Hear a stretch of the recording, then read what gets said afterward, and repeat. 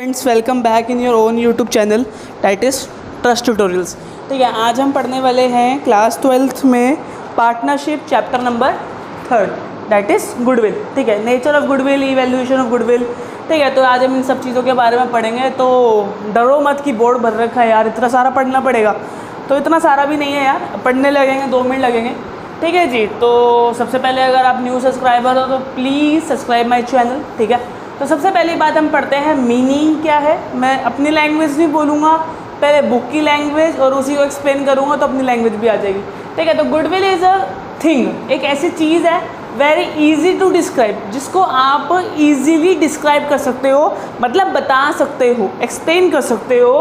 Very difficult to define, लेकिन इसको define करना मतलब एक छोटी सी लाइन में इसको समराइज़ कर देना बहुत ही ज़्यादा मुश्किल है। It is a benefit and advantage. It is a benefit और एडवांटेज मतलब फ़ायदा किसको है? ऑफ द गुड नेम, एक अच्छे रेपुटेटेड नेम का फ़ायदा है। ठीक है, एक अच्छे रेपुटेटेड नेम का फ़ायदा है। ठीक है, and connection of a business, and connection of a business, connection होते हैं बिजनेस के। फॉर एग्जाम्पल, अभी थोड़ा सा बेसिक जाते हैं पहले, तो गुडविल क्या होते हैं आप काफ़ी सारे बच्चों को पता होगा, लेकिन काफ़ी सारे बच्चों को नहीं पता होगा। ठीक है, तो गुडविल क्या चीज़ है बेटा? जैसे फॉर एग्जाम्पल मैं एक बिज़नेस को ऑपरेट कर रहा हूँ, मान लो कोचिंग सेंटर को ही ऑपरेट कर रहा हूँ फ्रॉम द लास्ट 10 ईयर्स। ठीक है, तो मेरे पास क्या होगा? मेरे पास पूरा एक अच्छा मैनेजमेंट होगा, मेरे पास लॉट ऑफ स्टूडेंट्स होंगे, मेरा मार्केट में एक पर्टिकुलर नाम होगा, पेरेंट्स मेरे को जानेंगे, कनेक्शंस मेरे साथ होंगे, लास्ट ईयर बैच के मेरे पास बच्चे होंगे।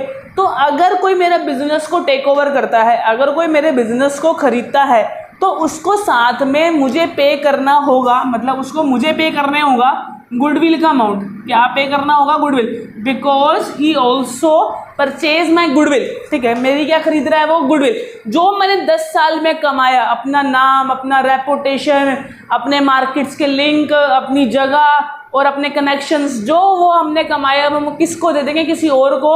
अगर हम अपना जो गुडविल है, जिसको मैं समझाना चाहता हूँ, जो गुडविल है, तो हमें उसको पे ऑफ करना पड़ेगा, मेरे को पे ऑफ करना पड़ेगा दूसरे पर्सन को। और अगर मैं किसी और की गुडविल खरीदता हूँ, किसी और का नाम खरीदता हूँ, किसी और की रेपुटेशन खरीदता हूँ, तो मुझे उसको पे ऑफ करना ही पड़ेगा बेटा। ठीक है, तो आपको थोड़ा सा समझ आ रहा होगा, तो एक बार दोबारा पढ़ते हैं। ईजी नहीं, ईजी है डिस्क्राइब करना, लेकिन मुश्किल है डिफाइन करना। एक बेनिफिट है, एडवांटेज है किसका? एक अच्छे नाम का, जो मैंने 10 साल में कमाया होगा, जो मैंने मेहनत करी होगी 10 साल, उसमें कमाया हुआ एक अच्छा नाम। तो गुड नेम, रेपुटेशन, एक अच्छी reputation, connection of the business का मतलब वही समझ रहे हो ना, कि अगर मुझे किसी से माल लेना है तो उसके कनेक्शन मेरे पास है, मुझे किसी को सामान बेचना है उसके कनेक्शन मेरे पास है। ठीक है, it is the attraction, attraction मतलब एक खींचने से, मैग्नेट खींचती है, फोर्स, एक ऐसा अट्रैक्शन फोर्स जैसे मैग्नेट आयरन की चीज़ों को अट्रैक्ट करती है, वैसे गुडविल क्या करती है? बहुत साल जब आप काम करने लग जाते हो तो गुडविल अट्रैक्ट करती है कस्टमर्स को। गुडविल क्या करती है? गुडविल क्या करती है? It is attraction force which bring in customer को क्या कर लेती है? अट्रैक्ट कर लेती है अपनी तरफ। आप कस्टमर खुद चल के उस शॉप पे आता है, जो शॉप बहुत पुरानी होती है। समझ रहे हो इस बात को? जो शॉप जितनी पुरानी होंगी, उसके कस्टमर का लिंक उसके साथ बहुत अच्छा होगा, उसके कस्टमर उस पर बहुत ज़्यादा ट्रस्ट रखते होंगे। ठीक है, बात समझ रहे हो? It is the one thing, एक ऐसी चीज़ है विच डिस्टिंग्विश, मतलब अलग कर देती है, भेदभाव कर देती है, एंड ओल्ड स्टैब्लिश, एक पुराने स्टैब्लिश बिजनेस से एक न्यू बिजनेस जो अभी अभी जस्ट स्टार्ट हुआ है उससे अलग कर देती है। तो लेट्स एक बार हम पूरा पढ़ लेते हैं। Goodwill is a thing very easy to describe, very difficult to define. It is the benefit and the advantage of a good name, reputation and connection of business. It is the attraction force which bring in customers. ठीक है, it is the one thing which distinguish an old established business from a new business at it first starts। तो आपको learn करनी पड़ेगी। It is the meaning and the definition of the goodwill. ठीक है, goodwill के बारे में समझ आ गया भाई, क्या होती है गुडविल, कैसे होती है? ठीक है, कैसे बेचते हैं, समझ आ रहा है थोड़ा थोड़ा? ठीक है, सबसे अगली बात जो बात करते हैं, goodwill is an intangible assets. अगर आप 11th में बहुत अच्छे से पढ़ के आए हो अकाउंट्स, तो आपने वर्ड सुना होगा इंटेंजिबल। इंटेंजिबल जिसको आप फील कर सकते हो, you can't touch, you can't, मतलब आप उसको होल्ड नहीं कर सकते, आप उसको टच नहीं कर सकते, आप उसको फील नहीं कर सकते, बस मैं एक हल्का सा महसूस कर सकते हो कि ये प्रेजेंट है। अगर मैं आज अपने 10-15 साल से काम कर रहा हूँ, 10-15 साल से टीचिंग कर रहा हूँ, तो वो मुझे महसूस हो सकती है, दूसरे कस्टमर को महसूस हो सकता है, एक मेरे सप्लायर को महसूस हो सकता है, लेकिन एक महसूस वाला एलिमेंट है, इंटेंजिबल है, आप उसको छू नहीं सकते।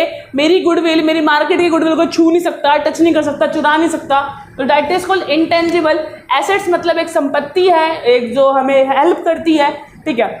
तो ये किसने बताया भाई, goodwill is a intangible asset, ये बताया अकाउंटिंग स्टैंडर्ड 26। ये है 1 नंबर का क्वेश्चन, मतलब 1 मार्कर क्वेश्चन आ जाते हैं ऐसे ऐसे, ठीक है। तो इंटेंजिबल एसेट्स गुडविल हमें किसने बताया, किसने फिक्स करा कि ये टेंजिबल नहीं है, इट इंटेंजिबल एसेट्स का हुआ, ये तो कोई भी बता सकता है। लेकिन बेटा हमारा ना अकाउंटिंग स्टैंडर्ड्स होते हैं तो वो डिस्क्राइब करते हैं। तो accounting standard 26 describe that goodwill is an intangible assets, ठीक है जी।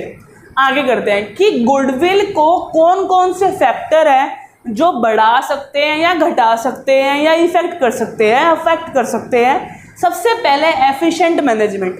अगर मैं कोई एक बिजनेस कर रहा हूँ और मेरी जो मैनेजमेंट वाली टीम है बहुत अच्छी है, एक बिजनेस खुला उससे दूसरा बिजनेस खुल गया, इतना अच्छा वहाँ का मैनेजर है, वहाँ के जो CEO हैं वो अच्छे हैं, वहाँ का डिसीजन पॉलिसीज अच्छी है, वहाँ की सेल्स ग्रोथ कर रही है, वहाँ का आउटपुट इंक्रीज हो रहा है। तो अगर जब मैनेजमेंट एक अच्छा होता है हमारे पूरी फर्म के अंदर, एक पार्टनरशिप में, एक कंपनी में, जब भी कोई एक मैनेजमेंट अच्छा होता है तो हमारी जो कंपनी की रेपुटेशन है, हमारी कंपनी की जो गुडविल है, हमारी कंपनी के जो कनेक्शंस हैं वो इंक्रीज हो जाते हैं डे बाय डे।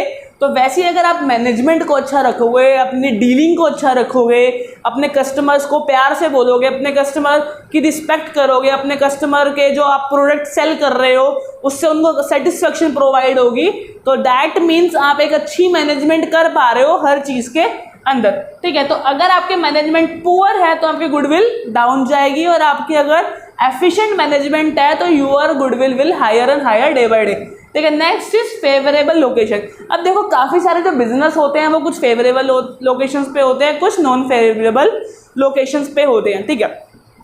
जैसे ही अगर मैं बात करूँ फेवरेबल लोकेशन की, तो फेवरेबल लोकेशन क्या होती है, जैसे कि मान लो कि आपका प्रिंटिंग प्रेस है, let us assume printing press है, और प्रिंटिंग प्रेस की पूरी एक होलसेल मार्केट है, वहाँ पे सारी प्रिंटिंग प्रेस लगी हुई हैं। तो अगर आपने वहाँ पे बिजनेस स्टार्ट करा तो दैट इज फेवरेबल लोकेशन। अब काफ़ी सारे लोग बोलेंगे वहाँ तो कंपटीशन ज़्यादा होगा, बेटा ऐसा नहीं होता। जहाँ कंपटीशन ज़्यादा है वहाँ ना लोग आते हैं।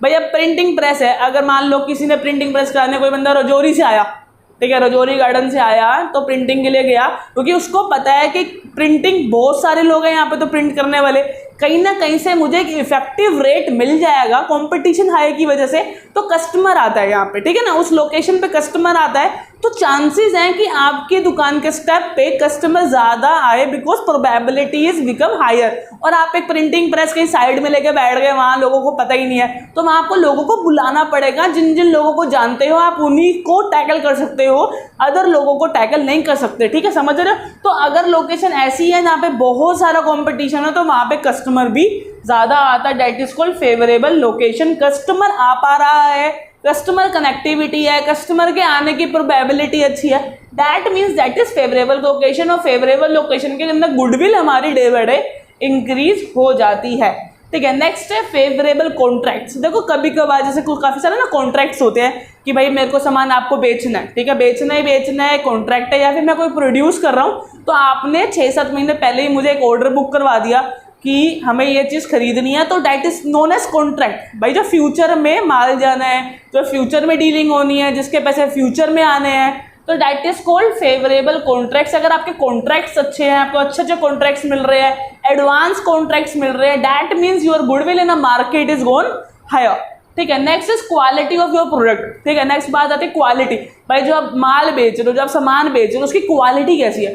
अगर आपकी क्वालिटी अच्छी है तो कस्टमर दोबारा से वापस आएगा, अगर 4-5 रुपये महंगा भी हो तभी भी आपसे ही लेने आएगा। आपकी दुकान से एक शू लेके गया बंदा या एक शर्ट लेके गया, वो बहुत अच्छी निकली है, बहुत अच्छा शू निकला, बहुत लॉन्ग टाइम तक चला, बहुत ज़्यादा फैंसी था वो, तब भी बहुत ज़्यादा स्टेबल रहा, इलास्टिक रहा, बिल्कुल पैरों को पेन नहीं दिया उसने, ठीक है। शर्ट बिल्कुल अच्छी फिटिंग वाली थी, उसका बटन नहीं टूटा। तो बहुत सारे एग्जाम्पल है। तो अगर आपकी क्वालिटी अच्छी है तो आपकी क्वांटिटी बिकेगी। ध्यान रखना इस बात को।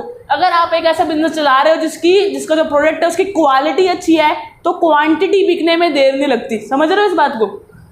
और न्यू कस्टमर, अगर आप एक कस्टमर को सेटिस्फाई कर देते हो तो वो 3 कस्टमर को आपके यहाँ का आपको क्या करता है कि आपको बुलाता है, उसको फ्री की एडवर्टीजमेंट देता है कि हाँ ये बंदा अच्छा है, यहाँ पे प्रोडक्ट अच्छा मिलता है, ठीक है। Nature of business, next is nature of business, कि आपका बिजनेस किस टाइप का है। आपका बिजनेस ऐसा है जो सीजनेबल बिजनेस है, आपका बिजनेस ऐसा है जो हर साल चलता है, और आपके बिजनेस में कितने लोग इन्वॉल्व है, आपका बिजनेस कैसा है, कंपनी है, फर्म है, तो बहुत सारे फैक्टर है यहाँ पे भी।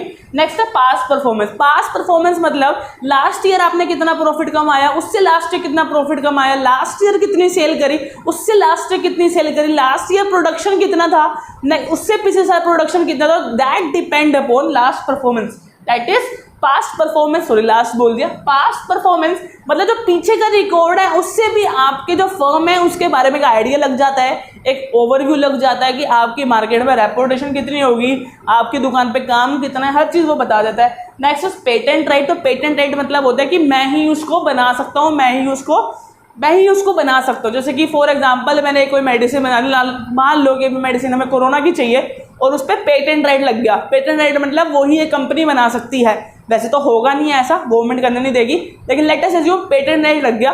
तो अगर पेटेंट राइट बेटा अगर लग गया तो वही कंपनी बना सकते हो, वही कंपनी सेल कर सकती है। तो ऐसी कंपनीज जिसके पास different type of patent right होते हैं, कॉपी राइट होते हैं, ठीक है, ट्रेडिंग राइट होते हैं, तो इसका मतलब ये जो राइट्स होते हैं ना, trading right, patent right, copy right, तो ये सब क्या करते हैं आपकी फर्म, क्योंकि भाई अब सप्लाई तो कम है, सप्लाई तो आप ही कर सकते हो, आपकी मोनोपोली होगी इसके अंदर ना, मोनोपोली समझ रहे हो, जहाँ पे द बायर्स आर मैनी और सेलर इज वन, ठीक है, सेलर आप ही हो बस, आपके अलावा कोई नहीं बेच सकता उस प्रोडक्ट को, अगर आपके पास पेटेंट राइट है किसी का तो, ठीक है, समझ रहे हो इस बात को। अगर पेटेंट राइट है तो आपकी जो फर्म की गुडविल है वो ऑटोमेटिकली इंक्रीज होगी, आपको करने की कोई नीड नहीं है, ठीक है। नेक्स्ट आता है नीड फॉर वैल्यूइंग गुडविल। भाई आपको गुडविल निकालनी ही क्यों है? देखो वैसे तो हमारा जो अकाउंटिंग स्टैंडर्ड 26 है कहता है कि आप अपनी गुडविल खुद से नहीं लिख दोगे। फॉर एग्जाम्पल मैं 10 साल से काम कर रहा हूँ, मैंने लिख दिया कि मेरे 20,000 गुडविल होगी, ऐसा कुछ नहीं हो सकता। लेकिन अगर आप परचेज कंसिडरेशन करते हो, मतलब किसी की गुडविल खरीदते हो या फिर अपनी गुडविल बेचते हो, तभी आप अपने जो अकाउंट्स है उसमें अपनी गुडविल शो कर सकते हो, रेदर देन उसके अलावा कोई केस नहीं है कि आप अपनी गुडविल जैसे मर्जी यूं ही उठा के लिख दी कि भाई गुडविल है, ठीक है, ऐसा नहीं होता बेटा। जब आप बेचते हो गुडविल या फिर आप गुडविल खरीदते हो तो आप जो हमारी अकाउंट्स है वहाँ पे आप गुडविल डाल सकते हो, अदरवाइज आप नहीं डाल सकते। नेक्स्ट चीज आती है बेटा नीड फॉर वैल्यूइंग गुडविल। अब हमें जरूरत क्यों है, कब कब जरूरत है हमें गुडविल निकालने की, तो ये काफ़ी ज़्यादा इंपॉर्टेंट है। सबसे पहला है, अगर आप मान लो कि आप एक पार्टनरशिप फर्म में हो और आपकी रेशो 1:2 है, मान लेते हैं 1:2 है, लेकिन अब आपका मूड हो गया, सब पार्टनर के एग्रीमेंट हो गई कि भाई अब मेरे को 1:2 से 2:1 करनी है रेशो, 1:2 से रेशो चेंज करके 1:1 करनी है या 2:1 करनी है, ठीक है। अगर ये चेंज करनी है अगर आपको रेशो, तो आपको क्या करना पड़ेगा, उससे पहले आपको गुडविल को कैलकुलेट करना पड़ेगा, समझ रहे हो। नेक्स्ट टाइम अगर आप किसी न्यू पार्टनर को ऑल पार्टनर के कंसेंट से एडमिट करते हो, एडमिट मतलब लाते हो अपनी फर्म में, मान लो there are 2 partner in a firm A and B, and now A and B want कि एक सी पार्टनर भी हमें एडमिट कर ले, तो वो सी पार्टनर हमें क्या देगा, सबसे पहले हमें वो क्या देगा, गुडविल, क्योंकि ए और बी पार्टनर जितना काम करा उसके बदले में गुडविल देनी पड़ेगी सी को, ठीक है। अगर कोई ए और बी, मान लो 3 पार्टनर है ए बी सी, अगर कोई बंदा रिटायर हो जाए या फिर मर गया किसी कारण से, एक्सीडेंट से, कोरोना से, ठीक है, टाइफाइड से, किसी भी कारण से रिटायर तो पता ही है एक पर्टिकुलर एज के बाद हो जाता बंदा, और अगर वो मर गया तब भी आपको गुडविल को कैलकुलेट करना पड़ेगा। नेक्स्ट है, अगर आप अपनी पार्टनरशिप फर्म को बेच रहे हो, मैंने अभी बोला ना परचेज कंसिडर, जब खरीद रहे हो या बेच रहे हो, जब आप कोई फर्म की गुडविल खरीद रहे हो या बेच रहे हो तभी आप गुडविल को एंटर कर सकते हो। तो पार्टनरशिप फर्म अगर आप बेच रहे हो तभी भी आप क्या करोगे, गुडविल को कैलकुलेट करोगे। 2 और मोर फर्म एमलगमेट, ठीक है, एमलगमेट का मतलब देखते हैं, मैंने थोड़ा सा हैंडलिंग भी कर रखा है, ठीक है। एमलगमेट का मतलब होता है जब 2-3 फर्म ना एक साथ आ जाती है, मान लो एबीसी लिमिटेड है और एक है XYZ लिमिटेड, अब दोनों चाहती कि हम मिल जाए, दोनों चाहती हैं हम क्या हो जाए, कंबाइंड हो जाए। हम कंबाइंड हो गए तो देखो ऐसा मजाक हो गया, ABC XYZ लिमिटेड हो जाएगी ना अब ये, ठीक है, तब ये कंबाइंड होगी। जब इनको कंबाइंड होना होगा तभी भी आपको गुडविल को कैलकुलेट करना पड़ेगा। The firm converted into the company, अगर ये पार्टनरशिप फर्म को कंपनी में चेंज होना है, कंपनी में जाना है, कंपनी में बदलना है, ठीक है, आपने पढ़ा होगा टाइप ऑफ बिजनेस के अंदर joint venture, firm partnership, company, ठीक है। तो ये आप पता होगा आपको कि फर्म पार्टनरशिप उसको आप कंपनी में बदल रहे हो, either it is a private company और अ पब्लिक कंपनी, तो भी आपको बेटा गुडविल को कैलकुलेट करना पड़ेगा। तो ये तो होगा बेटा सारा का सारा थ्योरी पार्ट। अब अब जो हम आगे रीड पढ़ने वाले हैं that is methods of valuing goodwill, कि गुडविल को निकालते कैसे हैं, उसके मेथड कौन कौन से हैं और उनके सब मेथड कौन कौन से हैं, कैसे कैसे हम गुडविल को निकालेंगे और क्या तरीका है गुडविल को निकालने का, ठीक है, और क्या क्या गुडविल में एडजस्टमेंट्स है, मतलब बहुत सी चीज़ें भी पढ़नी बाकी है। तो अभी आप थोड़ा सा पेशेंस रखो और फटाफट से वीडियो को लाइक कर दो अगर आपको समझ आ रही है। अपने सारे स्कूल के ग्रुप में इसका जो लिंक है वो शेयर कर दो फटाफट से, कहना ना पड़े, और कमेंट्स कर दो यार, फटाफट से कमेंट करो। इतना मैं फटाफट से बोर्ड रब करता हूँ और मेथड्स के बारे में लिखता हूँ। पहला मेथड समझाऊंगा, एवरेज मेथड, ठीक है। Note down this and take a screenshot first. Friends, this is the first method of calculating goodwill, और यही मेथड आपको आने वाले chapters like admission, retirement, death, और मतलब हमेशा ये जो मेथड है इट्स वेरी इंपॉर्टेंट। मतलब आपको अगर मैं बोलूँ कि गुडविल वाले चैप्टर में से एवरेज प्रॉफिट मेथड आने का चांसेस तो वो बहुत कम है, लेकिन बाकी चैप्टर में इस मेथड का यूज़ सबसे ज़्यादा है। समझ रहे हो इस बात को, मतलब इस चैप्टर से अगर ये क्वेश्चन नहीं आया तो नहीं आया, कोई दिक्कत नहीं है, किसी और मेथड का आ जाएगा गुडविल का क्वेश्चन। लेकिन अगर मैं अगर और चैप्टरों की बात करूँ लाइक एडमिशन नेक्स्ट चैप्टर है, उससे नेक्स्ट रिटायरमेंट, उससे नेक्स्ट डेथ, तो वहाँ पे average profit method is very very important, because वहाँ पे क्वेश्चंस के अंदर आएगा, मतलब क्वेश्चंस के मेन क्वेश्चन नहीं होगा 3-4 नंबर का, एक 6 नंबर 8 नंबर के क्वेश्चन के अंदर एवरेज प्रॉफिट आपको कैलकुलेट करना पड़ेगा। तो इट इज़ वेरी सिंपल, कुछ भी नहीं है, 2 फॉर्मूले लर्न करे, कहानी खत्म। आधे बच्चे तो यहाँ पे मैथ्स के होंगे तो उनको तो ऐसा लगेगा ये क्या करा रहे हैं भैया, ये छोटी सी चीज़ कराने के लिए वीडियो बनाई है, ठीक है। अब देखो बेटा, तो सबसे पहली बात है एवरेज प्रॉफिट मेथड, नाम पता चल गया क्या कैलकुलेट कर रहे हैं, we are calculating the goodwill of the firm, we are calculating the goodwill of the firm, ठीक है जी। सबसे पहला है स्टेप, मैंने लिखा है, देखो स्टेप 1 स्टेप 2 आपको पेपर में लिखना नहीं है, बस आपको समझाने के लिए स्टेप 1 स्टेप 2 बनाया मैंने। तो पुटिंग फॉर्मूला, बस सबसे पहला काम है आपको फॉर्मूला लगाना है। द एवरेज प्रॉफिट, जो आपने बचपन में एवरेज पढ़ा, 9th class 7th class 8th class में एवरेज आ जाता है। तो average profit is equal to total profit of the firm divide by number of the years, कि कितने सालों में उसने टोटल प्रॉफिट कमाया। हो सकता है 3 साल में टोटल प्रॉफिट दे रखा हो और अपॉन में 3 साल लिखेंगे। अगर 4 साल का प्रॉफिट होगा तो नीचे 4, ऊपर से 4 साल का प्रॉफिट। अगर प्रॉफिट होगा तो किसी साल में प्रॉफिट हुआ तो प्लस, और अगर मान लो किसी साल में लॉस हुआ तो आपको क्या करना है, हाँ आधी दिल से आवाज, क्या करना है, सब्ट्रैक्ट करना है। क्या करना है बेटा, सब्ट्रैक्ट करना है। नेक्स्ट स्टेप, जब आप इसका आंसर निकाल लोगे, किसका आंसर निकाल लोगे, गुडविल का नहीं, किसका आंसर निकाल लोगे, एवरेज प्रॉफिट का आंसर। जब आप एवरेज प्रॉफिट का आंसर निकाल लोगे तब आप नेक्स्ट स्टेप करोगे। The final step is putting formula for finding the value of the firm, value goodwill of the firm, ठीक है। तो यहाँ मैं हमेशा दिखता हूँ, आप अगर बुक्स में चेक करोगे तो यहाँ पे गुडविल लिखा होगा, और आने वाले चैप्टरों में सिर्फ गुडविल बोलना बहुत ज़्यादा कॉम्प्लिकेटेड हो जाता है। तो हमेशा अगर गुडविल बोलो तो गुडविल ऑफ द फर्म बोलो।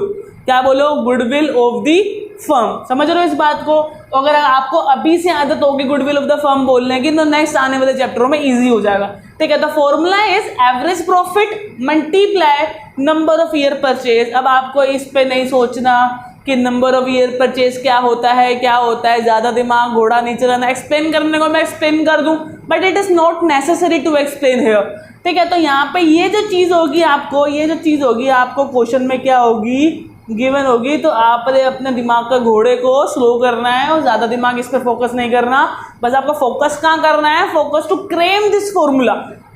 Goodwill of the firm is equal to average profit. Again I am saying goodwill of the firm is equal to average profit multiply number of year purchase. So let me start from the beginning. So average profit is equal to total profit of the years divided by number of the years. Next formula is goodwill of the firm is equal to average profit multiply number of year purchase. Now हम क्या करेंगे, question कर रहे हैं, ठीक है। ये तो होगी भाई फॉर्मूला। अब फॉर्मूला लगाना भी तो आना चाहिए, जैसे मैथ्स समझ आ गई, ठीक है, करनी भी तो आनी चाहिए, वैसे अकाउंट्स होती है। तो this is on page number 3.29। As you know कि हम 3rd चैप्टर कर रहे हैं, टीएस ग्रेवाल बुक में प्रेफर कर रहा हूँ। एडिशन इसी साल का, कोरोना वाले साल का, मतलब एडिशन 2020 बहुत बेकार, ठीक है। पेज नंबर लिख दिया 3.29, ठीक है। अब यहाँ पे देखते हैं द क्वेश्चन इज, तो क्वेश्चन को रीड करना एक अच्छी चीज़ होती है, अच्छे से क्वेश्चन को रीड करना चाहिए, चाहे 2 मिनट एक्स्ट्रा लग जाए, बस क्वेश्चन अच्छे से रीड होना चाहिए आपका, ठीक है। तो goodwill is valued at 3 year purchase, पहले क्वेश्चन में लिख दिया, पहली लाइन में जो मैंने आपको बताया था, क्या बताया था कि गिवन होगा, तो कितना ईयर परचेज है, 3 ईयर परचेज, कितना है 3 ईयर परचेज, ओके। और 4 ईयर एवरेज प्रॉफिट, मतलब आपको जो एवरेज प्रॉफिट निकालना पड़ेगा वो 4 सालों का निकालना पड़ेगा। Profit of the firm for last 4 year, कह रहा है प्रॉफिट फर्म का लास्ट 4 सालों का एंडिंग 31 मार्च 2017 का 1,20,000, 2018 का 18,000 है, नॉर्मल 18,000। लेट मी चेक यार, थोड़ा गड़बड़ लग रहा है। ओके देखा, मैं कह रहा था गड़बड़ लग रही है, तो देखो ऐसी मिस्टेक हो जाती है, 1 0 भी एक्स्ट्रा लग गई थी यहाँ पे, क्योंकि मैं यही देख रहा था यार, पहले साल तो 1,20,000 हो गया, अगले साल 18,000, ऐसे इतना क्या बुरा हाल हो गया, ठीक है। तो ऐसे थोड़ा ज्यूम हो जाता, ठीक है। तो थोड़ा मेरे को पता था ना यार, इतना जितना ज़्यादा वेरिएशन नहीं करते TS Grewal, I know very well. तो 2017 में 12,000 रुपये का प्रॉफिट, 2018 में 18,000 का प्रॉफिट, 2019 में 16,000 का प्रॉफिट, और 2 लाख कोरोना वाले साल में 14,000 का प्रॉफिट, ठीक है। तो ये हो गया हमारे प्रॉफिट, और किसी में भी लॉस नहीं है, मैं आपको पहले ही बोल रहा हूँ, किसी में लॉस नहीं है। अगर कोई लॉस वाली टर्म आ जाती है तो आप प्रॉफिट में प्लस करने की जगह माइनस कर देते हैं। तो स्टेप नंबर 1 कुछ नहीं लिखना, एवरेज प्रॉफिट आप पूरा लिख लेना, मैं थोड़ा शॉर्ट कर दिया, is equal to total profit by number of year. आप वहाँ पे नंबर की स्पेलिंग भी पूरी लिखोगे, तो एवरेज, जल्दबाजी नहीं करने की, बिना फॉर्मूला लिख के शुरू होगा, ऐसा नहीं करना। तो total profit is 12,000 plus 18,000 plus 16,000 plus 14,000 divide by total number of year, कितने साल है, ठीक है 4। मैं आपको ये कह रहा था, मान लो लेट वी अज्यूम कि ये 14,000 नेगेटिव का होता, आई मीन 14,000 लॉस के होते, तो ब्रैकेट में ना लॉस लिखा होता, ब्रैकेट में बेटा क्या लिखा होता, लॉस। अब लॉस लिखा होता तो यहाँ पे मैं इसको प्लस करने की जगह में माइनस कर देता, सब्ट्रैक्ट कर देता, समझ रहे हो। तो अभी लॉस नहीं है, प्यारे से बच्चे हट जाओ यहाँ से, ठीक है। तो अगर नहीं है लॉस तो आपको कुछ नहीं करना, आपको सिर्फ टोटल करना है। तो टोटलिंग टीएस ग्रेवाल जी ने हमें बहुत आसान दे दी। ये देखो 12 और 18 हो गए मिलके 30, ठीक है। और 16 और 14 भी हो गए 30, और 30 हो गए 60। तो 60,000 डिवाइड बाई 4, समझ आ रहा है ना क्या बोला, 60,000 डिवाइड बाई, एक बार दोबारा देख लेते हैं, 18, ये हो गए 2, ये हो गया 2 3 4 0 और 2 3 3 इधर और 0 3 इधर, ठीक है। अब डिवाइड करके आंसर आ गया, 2 से काटा 30, ठीक है, 2 से काटा 15, तो that is 15,000 is the average profit. तुम लिखेंगे एवरेज प्रॉफिट 15,000। अगर एवरेज प्रॉफिट 15,000 आगे फिर लिखेंगे goodwill of the firm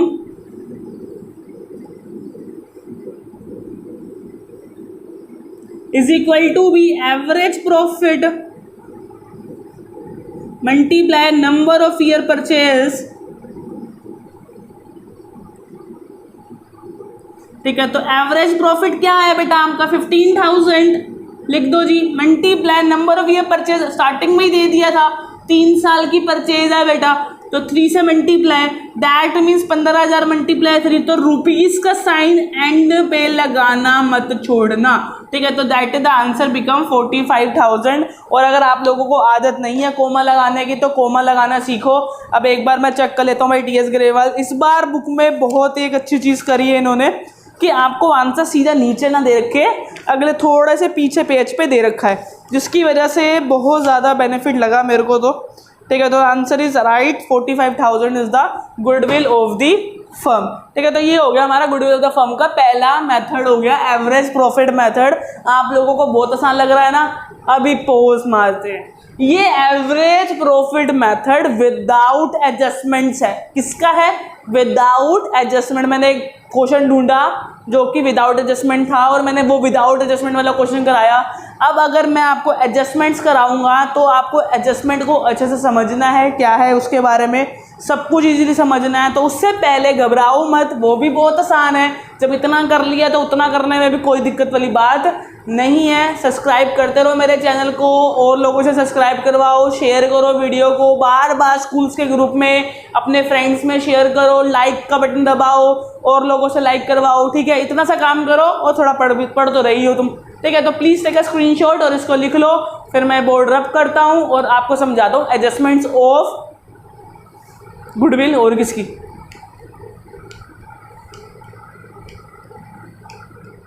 now we discuss adjustments in goodwill chapter. जो गुडविल चैप्टर है इसमें जो एडजस्टमेंट्स है वो कैसे करनी है भाई, एडजस्टमेंट्स क्या है, कैसे करनी है, तो ये सब चीज़ों के बारे में हम डिस्कस करेंगे, ठीक है जी।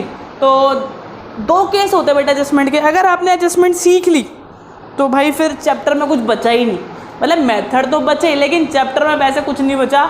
आपने उस चैप्टर की आत्मा को समझ लिया, ठीक है। बॉडी तो अपने आप समझ आ जाएगी ना, मतलब if you control your soul you can easily control your body. तो वही वाली बात है, अगर आपने इस चैप्टर की एडजस्टमेंट सीख ली ना तो ये है चैप्टर, बस क्विक, कुछ नहीं करना आपने, बस प्लस माइनस करना है, ठीक है। हाँ डिवाइड मल्टीप्लाई भी करना पड़ सकता है कभी, ठीक है। तो सबसे पहले तो मैं ये बोलूँगा कि भाई फर्दर मैं इसको समझाऊँ और थोड़ा सा बोर्ड पे कबाड़ा सा और हो जाए, तो first you have to take a screenshot ताकि बिल्कुल क्लीन स्क्रीनशॉट मिले, ठीक है। बाद में मुझे तो रब करना पड़ेगा सब कुछ, तो प्लीज़ एक स्क्रीनशॉट ले लो अच्छे तरीके से जूम कर पूरी स्क्रीन पर, ताकि आपको पूरा क्लैरिटी रहे और जब आपको रिवाइज़ करना हो यहीं से रिवाइज़ कर लेना सीधा, ठीक है। चलो जी, आप स्क्रीनशॉट तो ले लिया, ठीक है। अब स्क्रीनशॉट को समझने की कोशिश करते हैं। तो देखो एडजस्टमेंट के अंदर 2 चीज़ें हो सकती है भाई, या तो मुझे उसको प्लस करना पड़ेगा या तो मुझे उसको माइनस करना पड़ेगा, 2 चीज़ें होंगी। एक एडजस्टमेंट हो सकती है, एक पर्टिकुलर एडजस्टमेंट कि मुझे माइनस करनी पड़े, और एक हो सकता है एक पर्टिकुलर एडजस्टमेंट मुझे सब्ट्रैक्ट करनी पड़े, हो सकता है प्लस करनी पड़े, हो सकता है सब्ट्रैक्ट करनी पड़े। तो कैसे पता लगाए कि कौन सी एडजस्टमेंट प्लस होगी और कौन सी एडजस्टमेंट माइनस होगी। वैसे तो मैं आपको बोलूँ कि भाई टीएस ग्रेवाल उठाओ और वहाँ से ये वाला पेज नंबर है लर्न कर लो, हो गया प्लस माइनस, ठीक है भाई। ये प्लस की आइटम है लर्न कर लो, ये माइनस की आइटम है लर्न कर लो। लेकिन ये लर्न आप सिर्फ एंड तक जब करने बैठोगे ना तो बहुत सी चीज़ें होती है जो लर्न करने वाली हो जाती है। तो हर चीज़ को लर्न नहीं करना, किसी किसी चीज़ को समझना है, और समझ के जब हम कोई चीज़ लर्न करते हैं वो फॉर एवर हो जाती है, समझ लो ना, फॉर एवर, ठीक है। तो सबसे पहली बात एबनॉर्मल लॉस, तो आप मैंने तो ये वर्ड बहुत बार सुना हुआ है लेकिन आप लोगों के लिए पहली बार होगा, द एबनॉर्मल लॉस। तो बेटा एबनॉर्मल लॉस होता क्या?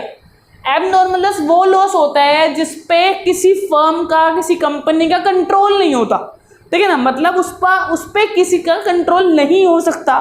जैसे मान लो आपकी फैक्ट्री में आग लग गई, आपकी दुकान पर चोरी हो गई, तो इस पे किसी भी बंदे का कंट्रोल नहीं है भाई। आग तो कहीं भी लग सकती है, कोई भी एक्सीडेंट कहीं भी हो सकता है, कोई भी थेफ्ट कहीं भी हो सकता है, कोई भी चोरी हो सकती है, कोई भी एक्सीडेंट, सुनामी, अर्थक्वेक। तो डैट जो लॉस पे पूरी फर्म का कंट्रोल नहीं है। फर्म का कंट्रोल कहाँ है? सेल करनी है, सेल का प्राइस क्या होना चाहिए, कितनी क्वांटिटी बेचनी है, कितने बल्क पे बेचनी है, ट्रांसपोर्ट कैसे होगा, एडवर्टीजमेंट कैसे करेंगे, सोशल मीडिया एडवर्टीजमेंट कैसे करेंगे, ब्रांड बिल्ड कैसे करेंगे, क्वालिटी पे कैसे ध्यान रखेंगे, और इन सब के चक्करों में पूरी टफ फर्म लगी रहती है। और एट द एंड फिर कैलकुलेट करता है कि प्रॉफिट हुआ कि लॉस हुआ, मतलब एक्सपेंसेस ज़्यादा हुए कि हमारी इनकम ज़्यादा हुई।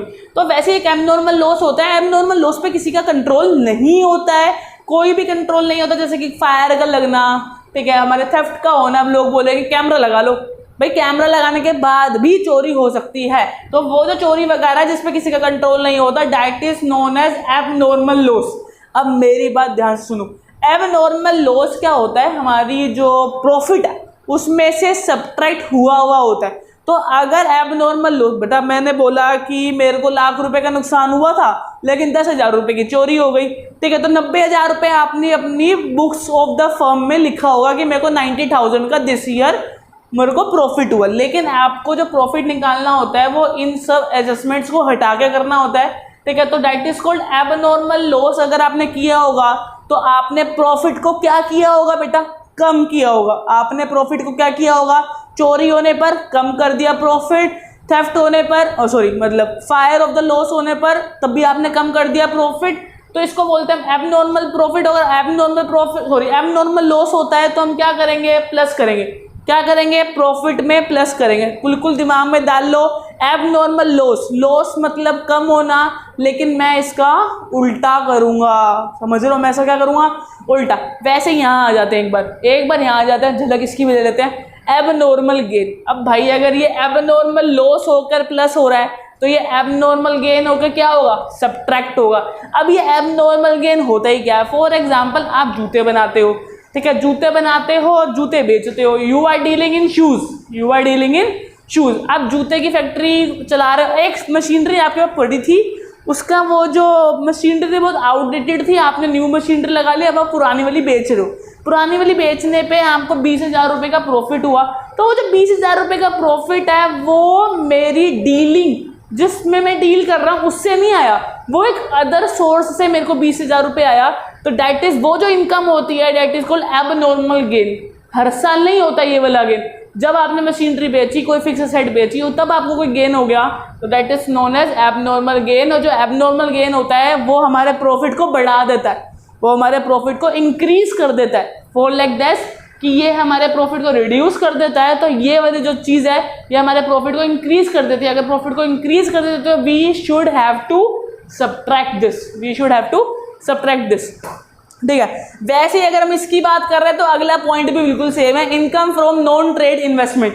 Income from non trade investment मतलब मैंने एक इन्वेस्टमेंट कर दी कहीं और फर्म में, स्टॉक खरीद लिए, डिबेंचर खरीद लिए, म्यूचुअल फंड्स खरीद लिए, कुछ भी कर लिए, मैंने एक इन्वेस्टमेंट कर दी, वहां से मुझे इंटरेस्ट आया, वहां से मुझे इनकम आई, तो जो भी मेरे को इनकम आएगी वो not related to business activities, because जिस बिजनेस में मैं डील कर रहा हूँ, जिस बिजनेस में मैं काम कर रहा हूँ वो उससे रिलेटेड नहीं है। तो वो जो इनकम होगी that is also known as abnormal gain, जो हर साल नहीं होता, कभी कभार होता है। एक ऐसी चीज जिसमें मैं डील नहीं कर रहा, वहां से कोई गेन हुआ तो मैं उसको सब्ट्रैक्ट करूंगा। कोई ऐसी चीज जहां से मुझे, जो हर साल नहीं होता, जिसमें मैं डील नहीं करता और मुझे घाटा हो गया, तो मैं उसको प्लस करूंगा। तो इसका मतलब आप इसका पहला पॉइंट समझ चुके हो, इसका पहला पॉइंट समझ चुके हो, इसका दूसरा पॉइंट समझ चुके हो, और ये वाला भी समझ आ गया। देख लो, loss on sale of fix asset, FA का मतलब है फिक्स एसेट। अगर मैंने एक फर्म को अपनी एक मशीनरी जो आउटडेटेड थी उसको बेची, तो मुझे घाटा हुआ, मेरा घाटा हुआ, दैट रिड्यूस माय प्रॉफिट,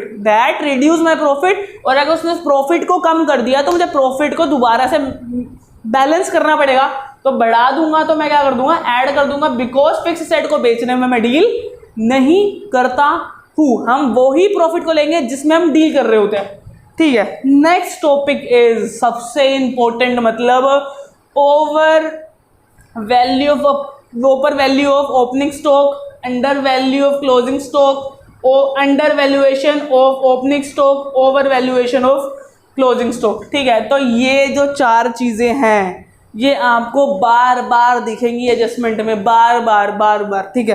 तो सबसे पहले इन चार को नहीं समझेंगे, एक को समझेंगे, किसी एक को समझते हैं। तो over valuation of opening stock, आपको ओपनिंग स्टॉक पता है क्या होता था? ओपनिंग स्टॉक मतलब जो 1 अप्रैल 2000 समथिंग किसी भी ईयर में 1 अप्रैल को जो स्टॉक बचा हुआ है, अगर आप जूते की फैक्ट्री तो जूते का स्टॉक, अगर आपकी शर्ट्स की फैक्ट्री है तो फाइबर का स्टॉक, शर्ट्स का स्टॉक, तो that is known as opening stock. तो 1 अप्रैल को जो जिस बच गई दैट इज ओपनिंग स्टॉक। अगर मान लो कि वो ओवर वैल्यूएशन है, ओवर वैल्यूएशन का मतलब समझ रहे हो बेटा? ओवर वैल्यूएशन मैंने गलती से ज़्यादा लिख दी थी, मैंने गलती से क्या कर दी थी बेटा?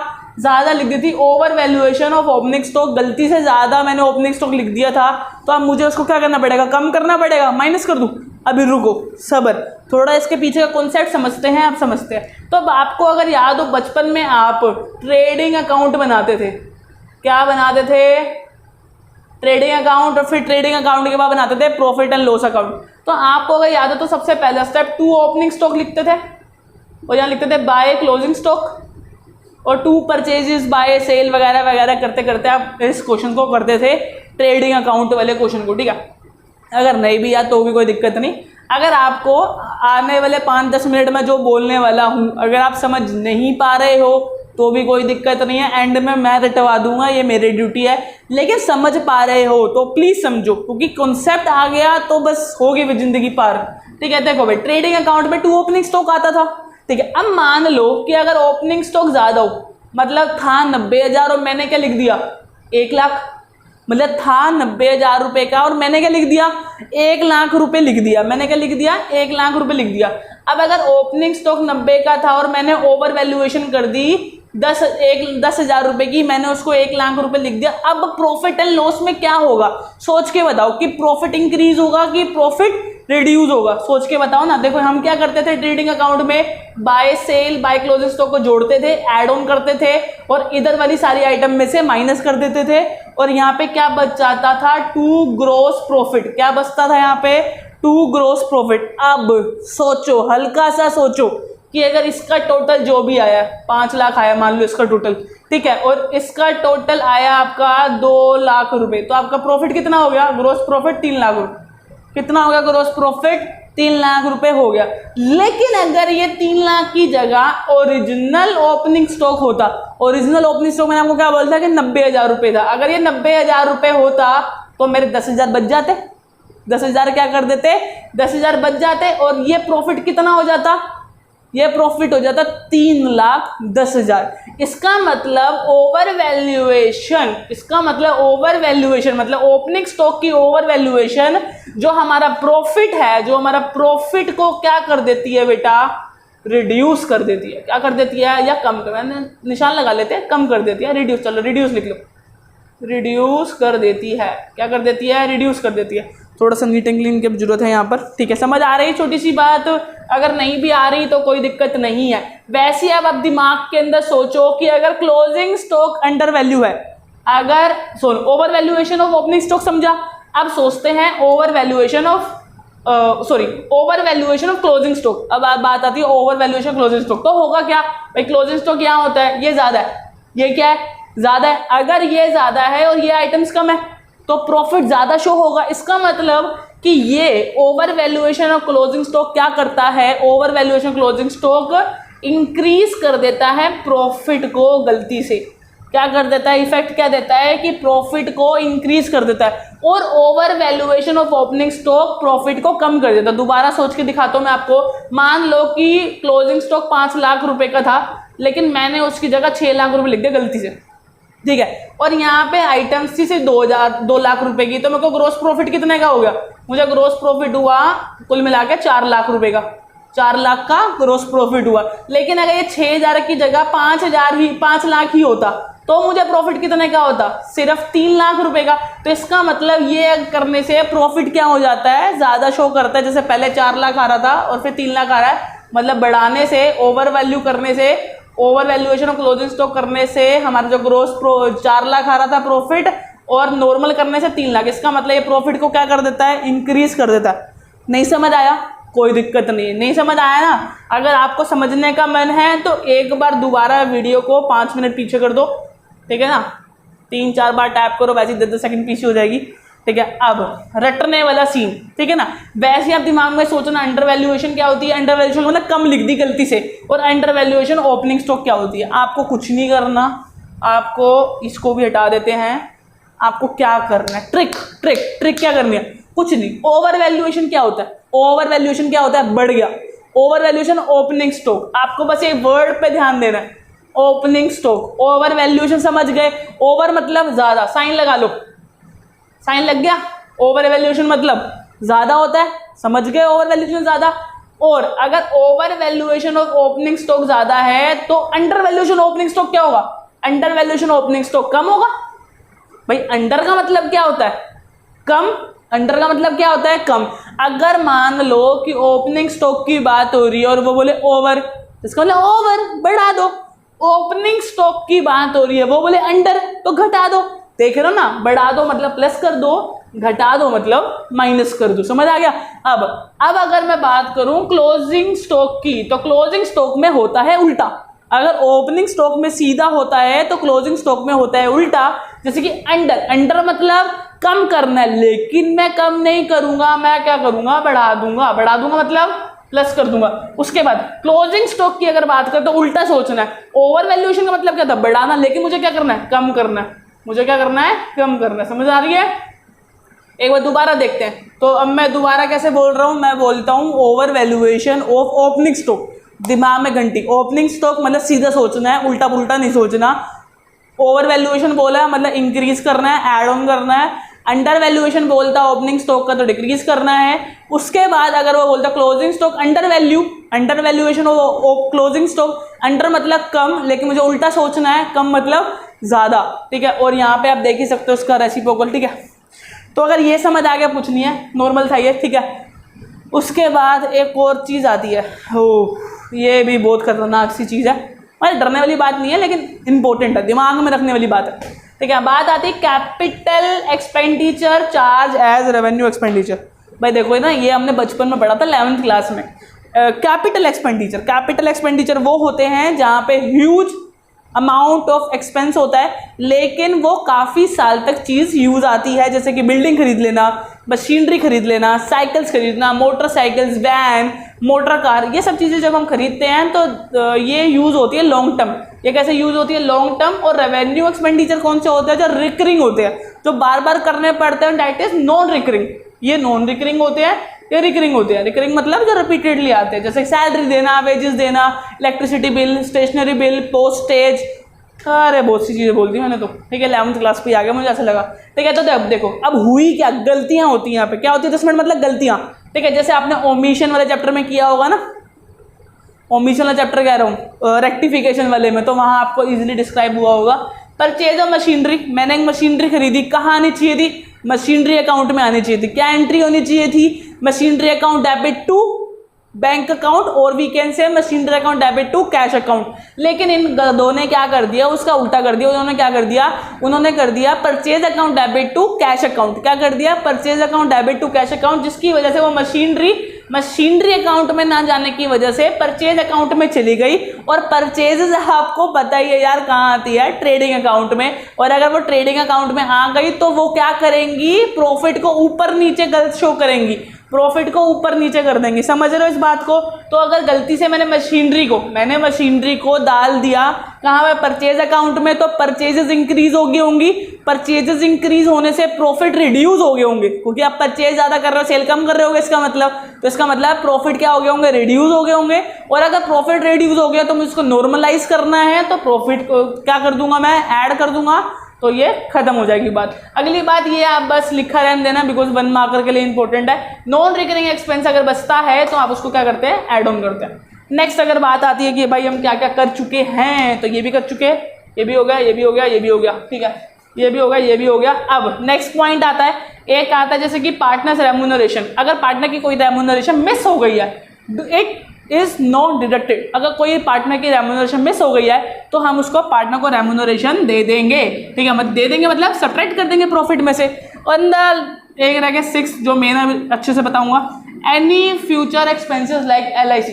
अगर LIC वगैरह जो फ्यूचर में एक्सपेंस होने हैं, अगर वो पेंडिंग है, जो फ्यूचर में देना ही देना है, तो उसको भी हम क्या कर देते हैं? सीधा सब्ट्रैक्ट कर देते हैं। ये भी बहुत रेयर आता है, ये वाला 7th पॉइंट और ये वाला 6th पॉइंट, ये दोनों रेयर आते हैं, कोई आएगा ही नहीं, मतलब किसी इलस्ट्रेशन में इसका यूज नहीं होगा, बस 1 मार्कर के लिए मैंने लिख दिया।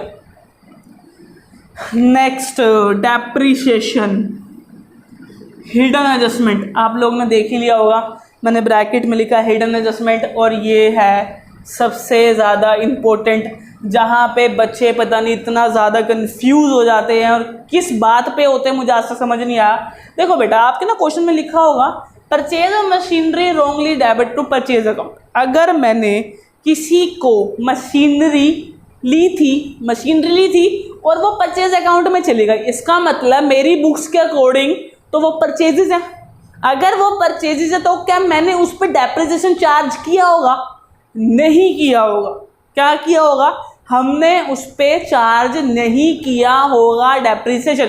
समझ रहे हो बात? कि मैं एक मशीनरी लेके आया, लेकिन वो मशीनरी अकाउंट में तो आई नहीं, वो कहाँ चलेगी? परचेज बुक में। अगर वो परचेज बुक्स में चलेगी, परचेज अकाउंट में चली गई, तो इसका मतलब तो हमने उस वाली मशीनरी को तो मशीनरी समझा ही नहीं। अगर हमने उसको मशीनरी नहीं समझा होगा तो उस पर डेप्रिसिएशन भी नहीं लगाया होगा, तो इसका मतलब डेप्रिसिएशन मिसिंग हो गया। अगर डेप्रिसिएशन मिसिंग है, और डेप्रिसिएशन करता क्या है? डेप्रिसिएशन प्रॉफिट को रिड्यूस करता है। अगर वो प्रॉफिट को रिड्यूस करता है तो इसका मतलब आएगा माइनस में। लेकिन ये केस कब है? जब ये सीक्वेंस हो। कैसी सीक्वेंस हो? ये, ठीक है, purchase of machinery wrongly debited to purchase. इसका उल्टा भी तो हो सकता है कि भाई मैंने परचेज करा स्टॉक और लिख दिया उठा के मशीनरी अकाउंट में, तो डेप्रिसिएशन ऐड करना होगा, तो डेप्रिसिएशन यहाँ आएगा। लेकिन इन जनरल जितने क्वेश्चन हम देखते हैं टीएस ग्रेवाल के, तो जनरली डेप्रिसिएशन यही आता है कि हम उस क्वेश्चन में क्या लिखा होता है कि हमने एक मशीनरी खरीदी और हमने उसको परचेज अकाउंट में डाल दिया, तो अब हम उसको भूल गए, तो डेप्रिशिएट करना तो हिडन होगा, बोलेगा नहीं कि डेप्रिसिएशन लगाना है। ठीक है, आपको डेप्रिसिएशन लगाना पड़ेगा। डेप्रिसिएशन हिडन और एडजस्टमेंट बोलता हूँ मैं इसको। ठीक है, बुक्स में नहीं लिखा होगा हिडन एडजस्टमेंट, मैं बोलूँगा लेकिन। ठीक है, तो डेप्रिसिएशन क्या करना पड़ेगा, सब्ट्रैक्ट करना पड़ेगा। लेकिन अगर ऐसा होता मशीनरी नहीं लाए, गुड्स लाए और डाल दिया मशीनरी अकाउंट में, मतलब कोई चीज़ सामान लाए, हम स्टॉक सामान लाए, कोई स्टॉक सामान लाए बेचने के लिए और उसको मैंने मशीनरी अकाउंट में डाल दिया, तो मैंने उस पर क्या कर दिया होगा, मैंने गलती से उस पर डेप्रिसिएशन लगा दिया होगा। और अगर मैंने गलती से उस पर डेप्रिसिएशन लगाया तो मुझे डेप्रिसिएशन क्या करना पड़ेगा, प्लस करना पड़ेगा। तो डेप्रिसिएशन यहाँ पे भी आ सकता है। तो डेप्रिसिएशन की कोई क्लासिफिकेशन नहीं है कि वो माइनस में आएगा या जनरली पॉजिटिव आएगा। जब हम क्वेश्चंस करेंगे तो आपको समझ आएगा कि डेप्रिसिएशन कहाँ आएगा। लेकिन इन जनरल डेप्रिसिएशन माइनस ही होता है, तो मैंने यहाँ लिख दिया डेप्रिसिएशन प्लस भी हो सकता है इन सम टाइम्स इन एनी लेसेशन और एनी क्वेश्चन। ठीक है जी, तो इतनी सी बात होप कि आप लोगों को समझ आई हो। बहुत ज़्यादा नहीं पढ़ा रहा हूँ, डोंट वरी। कहेंगे यार एक वीडियो में इतना सारा पढ़ा दिया सर, कितना पढ़ा रहे हो, रुक जाओ। ठीक है, तो बस प्लीज़ आप इसको नोट करो। और अगर समझ नहीं आया है तो मेरी आपसे एक दरख्वास्त है, थोड़ा सा पीछे जाओ वीडियो पे और दोबारा से प्ले करो, दोबारा से समझ आएगा। थोड़ा स्लो चला लो वीडियो को, लेकिन समझो, इंपॉर्टेंट है, समझना ही समझना है। ठीक है, चॉइस नहीं है कि समझना है या नहीं समझना है।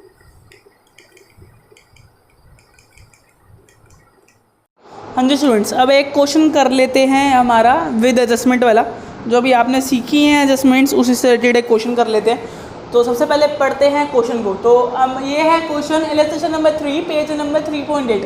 ठीक है, of the new edition 2020 of TS Grewal. ठीक है, Aman purchase Bharat business with effect from WEF भी लिख सकते हैं, विद इफेक्ट फ्रॉम को 1 अप्रैल 2020। हाय करो ना।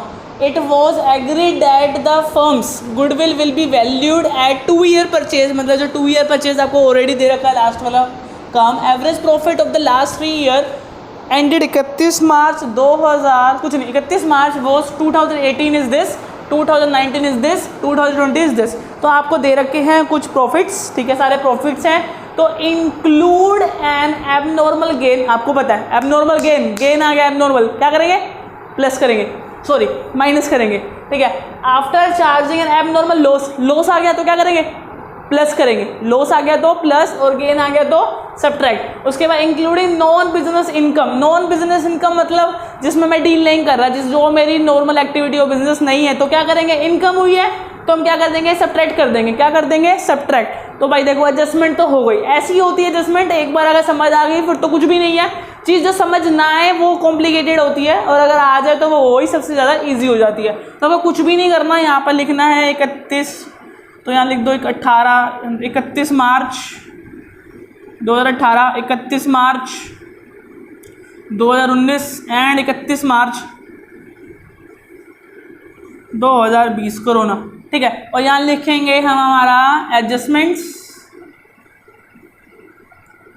और यहाँ लिखेंगे हम नॉर्मल प्रॉफिट। जब एडजस्टमेंट कर लेते हैं तो उसको बोलते हैं बेटा नॉर्मल प्रॉफिट्स। ठीक है, तो अब देखो बेटा कितने का प्रॉफिट था, प्रॉफिट था बेटा 1 लाख रुपए का था, 1 लाख रुपए का। उसमें से एबनॉर्मल गेन एबनॉर्मल क्या होता है, माइनस किया जाता है, तो 10,000 सब्ट्रैक्ट।